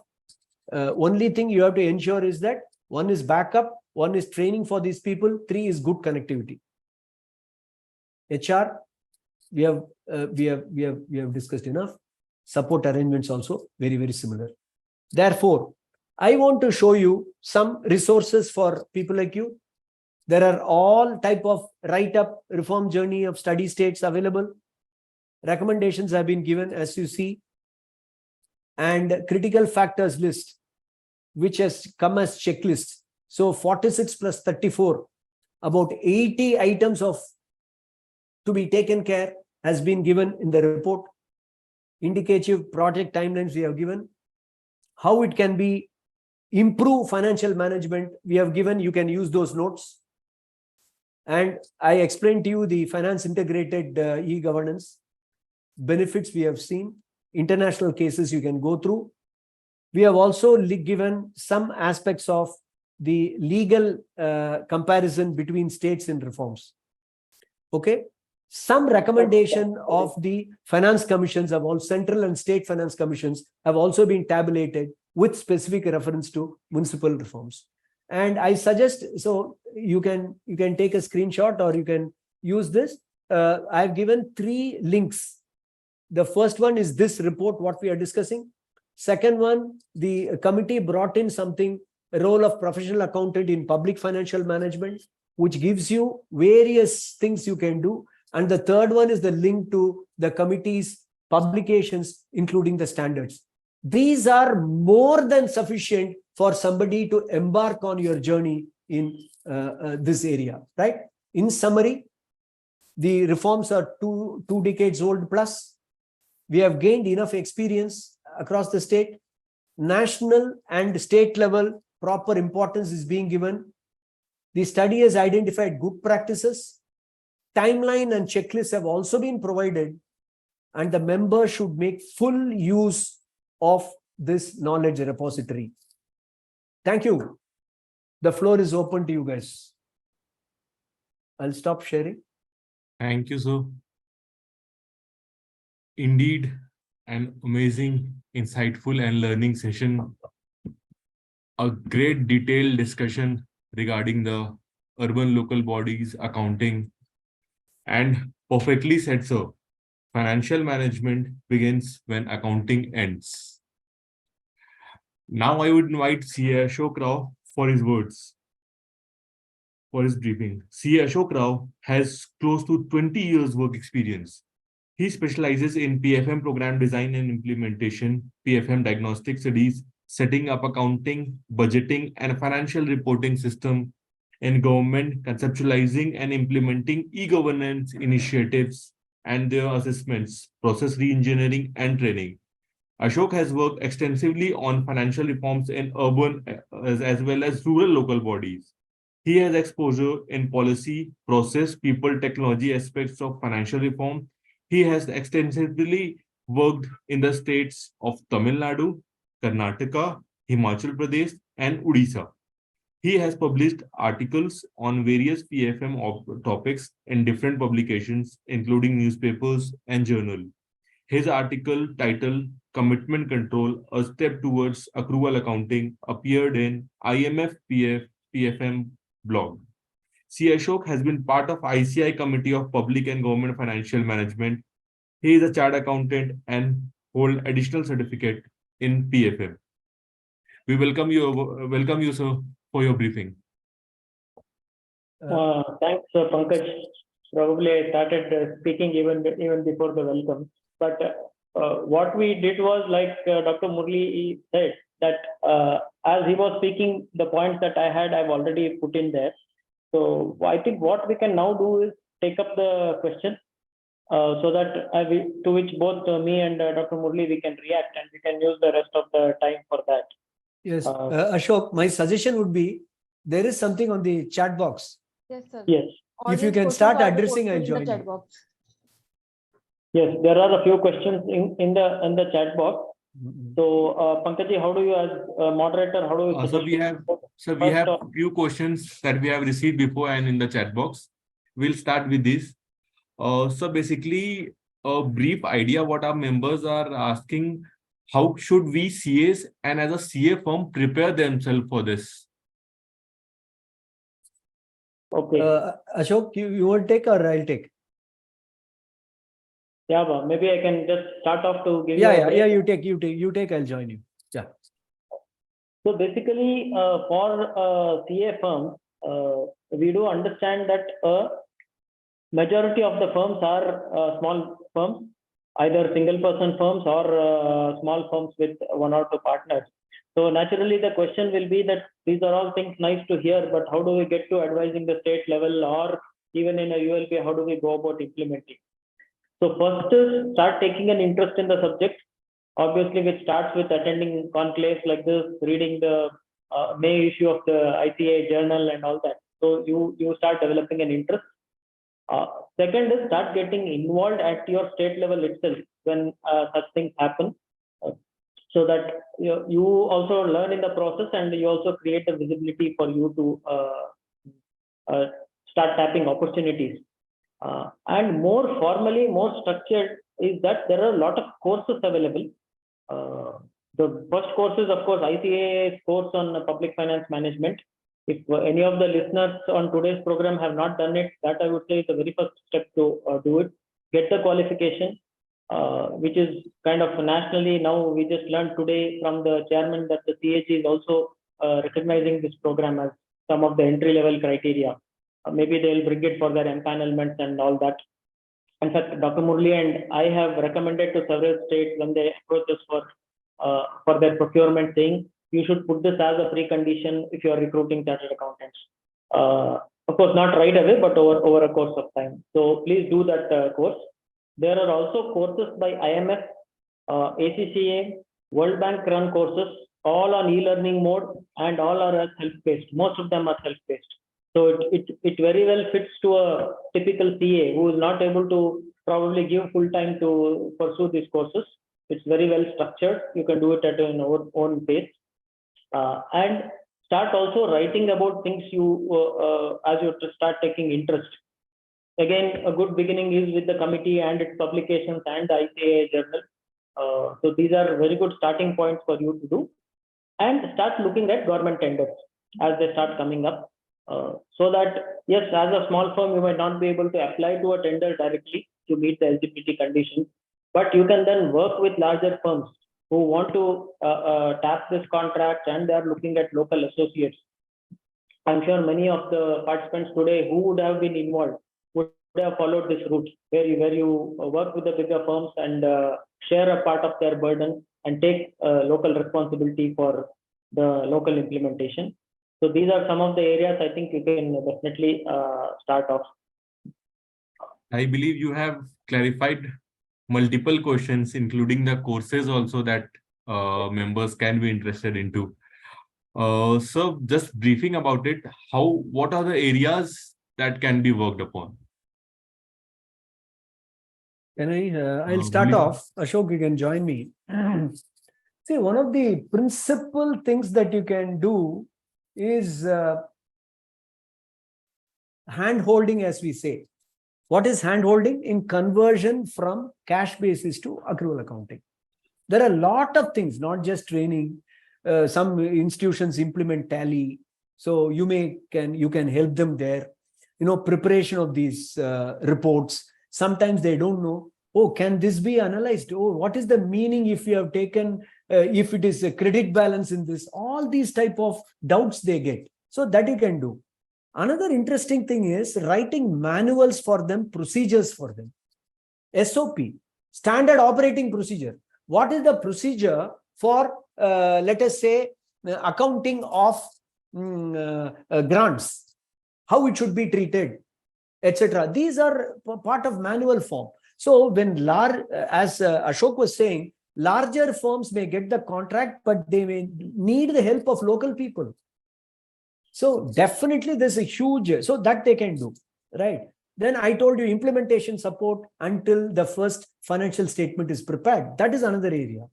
If you are very familiar and you can take up and you're empaneled, then you can do the certification. Okay. Internal audit. See, internal audit several times is for particularly the corporations that are slightly larger municipalities, it is within their control. So you can do internal audit. They don't know anything as internal audit because they are used to something different. So you go and we can help them add value. You can add value to them saying that these are all the benefits, right? Preparing cash flow statements. They have to submit to institutions. They don't know how to prepare cash flow statements. So you are there, right? Framing some policies, simple policy note. What should be with regard to accounting itself? How should my revenue be accounted? How should expenditure related these things? Then opening balance sheet preparation, huge area. And not only that, opening balance preparation, and it gets updated over a period of time. So how are you going to take care of that? All that, right? Then training is a major area, both in double entry accounting system. You know, I'll tell you something. I saw in one place, very interesting small practitioner. The corporation was implementing long time back in, I think, Brihan Mumbai. Long time they have implemented SAP. Okay, but the officials are yet to become familiar. This person went and gave tally training to them to make them understand double entry accounting. That's a great thing you're doing. So therefore, there are quite a few avenues in which you can do. Anything else? Right, rightly said, sir. In moving towards single entry to double entry, there are many steps, and the start is preparation of opening balance sheet.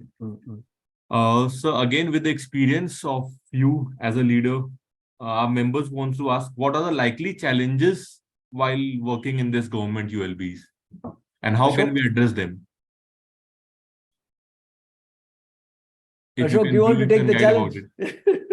Yes, I think the first challenge is to let go of the auditor mindset when you go into a ULB, because you will have to interact with a wide range of people, right from the municipal commissioner or even somebody more senior to him at the state level, to the local clerk or the office assistant. And work can get done at any level. So first of all is to let go of the auditor mindset, to let go of the questioning mindset, because the moment you start questioning too much, then a lot of doors get closed rather than opened. So we are going there to help them transition their accounting system, and we are going there because there is no capacity within the system. Otherwise, the government would have done it on their own for the huge resources and budget that they have. So we go there as professionals to support them. And also to avoid too much of accounting jargon, though it is our strong area, and they also do realize that you are experts in finance, and that is why you are being called. So bring in your understanding of change management, business processes, controls, your knowledge of technology, and your skills of training. So those are the areas where you should capitalize on further. Accounting knowledge, so that is a given. So there is nothing to prove there. So, but these are the other areas, the soft aspects, which we should focus on, and also be sincere to what is required in the terms of reference. We have seen enough instances where a contract is taken with a particular team, and then actually when the implementation comes, the team is not in place. I'm talking from the consultant side, which is quite possible. So please, that doesn't work, because it's a very steep learning curve, and there is a need for professionals there. So the dedication and the resource requirement is definitely there. Make sure you address that. That's the way. I have two important points. One is need to understand how the government system or ULB works. Very, the culture you need to understand. Okay. The second, which will definitely make you stand out, is you have to establish your knowledge supremacy and personal simplicity. Knowledge supremacy and personal simplicity are the two key terms our members should never forget. You will be very, very successful. I think, Ashok, we need to take some questions that Nikita has posted. A few questions are there. So there are few individual questions. Yeah. Like I have worked with Delhi Municipal Corporation. We are in a process to adopt accrual system. We lack a suitable software solutions for the same. So they need a guidance for a software solution that can help them out, or the multiple options available. Yeah, see, unfortunately, for the 2 decades that we have spent on reforming ULB accounting in India, there is still no 1, 2, or 3 straightaway solutions that you can adopt off the shelf. MOHUA is making an effort under the National Urban Digital Mission. I think that is also there in the chat. Somebody has raised it, that what is it and can we make use of. Many states are in talks with MOHUA to adopt it. But there is no single solution as such. You will have to evaluate 2, 3 solutions, probably go through an RFP process, and then only decide which solution works best for you. Another reason also why there is no single solution is that municipal e-governance is a complex requirement where there are multiple modules operating, and different states, different ULBs would have already been on a path of computerization. So it has to be a solution which can talk to all the existing solutions, established solutions, as well as in work in progress solutions. And then you will have to take that route itself. If NUDM, I think the digit is the underlying solution. If it is able to prove itself in a couple of areas, then that will become a huge value add, and other states can straight away adopt it. That's my short answer here. Yeah. Yeah. Also, I think Pankaj, because of the time, I will go through those one by one straight away, right? Sure, sir. Okay. So multiple questions are interlinked. So with the I know. I believe a few questions would be answered in a single say. Yeah, exactly. So, and then there's also one, is there a success story of conversion to accrual accounting? There are enough success stories. Straight away, we can say there are some success in Gujarat, there are some success in Karnataka, there are success in Tamil Nadu, Kerala. So you may have to Jharkhand identify. also, sir. In the state of Jharkhand also. Jharkhand, of course. The hero is there. I missed it. Sorry. I think I was coming down and then I'll go up. Okay. So therefore, yes, Jharkhand is there. So you can please look into. Then the purpose of NUDM, Ashok has mentioned to you. So please look into. It is a nascent stage. A lot of things are happening. You need to. Delhi doesn't have state. Yes, we know that. We have put that in our report also. Delhi does not have. Please, you need to adopt. Please adopt National Municipal Accounting Manual, fine-tuned for your purpose. Okay, please look at that. Then actuarial valuation also is required for calculation. Yes, when it comes to that stage, yes. Don't worry about this now. You will have advisors who will tell you regarding actuarial valuation, whether it is required or not and how it is to be done. Core banking software, like software, can be introduced at state level to integrate. Yeah, it is happening in some of the states like Tamil Nadu and Karnataka. They have started.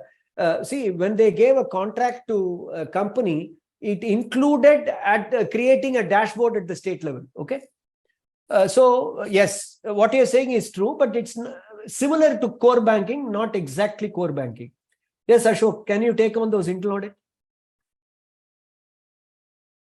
Yes. So internal audit as a system is not there in most of the ULBs, I would say. Though there is definitely a very good need, and that is also could be a very good agenda item for the institute as well as the members to make government realize the need for a risk-based internal audit system. In government, it's typically a 100% pre-audit system that they follow, which the way CS would recognize it's an additional layer of internal control, not necessarily internal audit. Exactly. So the need for that and how it could be structured, it will pick up in due course, and that is a huge area of opportunity. Definitely. Then I think there was a question on whether each state is preparing a separate accounting manual. Most states are preparing. to customize it to their requirement. But some states have decided to go with the core National Municipal Accounts Manual itself, which is also a good strategy to adopt. So you can save some time in developing your own manual, but make sure your processes are suited to the National Municipal Accounts Manual. Any changes in the chart of accounts, the standard chart of accounts of National Municipal Accounts Manual, that may be required for your state. Please incorporate that, and then you're good to go. Then regarding opening balance sheet, detailed guidelines are ready. So you can take it. It is there in national as a National Municipal Accounting Manual itself. It is there. And in case somebody has got any issue, you can contact the committee. We should be in a position to help you. Is the implementation complete in all ULBs? No. It is a process. It is happening. Even in states where it is advanced, I will not say it is 100% done. I will say it is 70 to 80% done. But that's a good thing. Right. So then did the state go for a centralized solution, and what in each ULB separately? Both models are available, but our approach is, the ideal approach will be centralized solution, so that all the ULBs have the same software and there is a centralized data bank available. That is the ideal solution. Finance accounts module implemented separately, or is it part of a larger? Both models have taken place. Some people have implemented first finance and accounting and then linked the other modules, like what we showed in the diagram. Ideally, if you can go anyway, but see that the links are available. That is what is important, right? We want to reconcile bank, but proper, okay. I think this is from ULB. Sir or madam, we understand your concern. Approach any one of your members, they'll give you how to do it. And today, banks give you electronic statement. You have a software, it can be reconciled electronically also. I think we have addressed all the questions. If anything else is there. So I believe all our participants, all our viewers have a clear and detailed idea about this accounting options and how we can initiate towards converting from single entry to double entry accounting system and making it accrual based double entry accounting system. So with the closure of questions from our participants, I move forward to thank our eminent speakers, CA Dr. R.S. Murli and CA Ashok Rao, for their amazing deliberation and so giving a clarity that we need knowledge supremacy, but we also need personal simplicity, specifically when we are working with government audits. I would like to thank our president, who spared his valuable time and attended this program, gave his deliberation to our members, to our participants. I thank the chairperson, CA Kemisha Soni ma'am, for her words and for taking this initiative. I also thank our Vice Chairperson, CA Prasanna Kumadi, for his initiative for this program. This initiative taken under the research study for transition of accrual models, accrual accounting models and learning for local bodies. Indeed, a much required thing for this session. Thank you all the participants for the patient hearing. Thank you. Over to you, Nikita ji. Thank you, Murli sir. Thank you, Ashok Rao sir, for a wonderful session. Question answer session was really good. Thank you, CA Pankaj sir, for acting as a moderator of our today's session. And thank you, President sir, Chairperson and Vice Chairperson of the committee for joining this event. And this is for the information of the viewers that the videos that have been launched today will be posted on the ICI and committee website and also on DLH platform of the ICI shortly. And all viewers are requested to please join complete series of the recent accounting reforms. Thank you all the viewers. Have a nice day. Thank you all of you. Thank you. Thank you all. Thank you, Nikita ji and IT team, for the wonderful support. Nice. Thank you.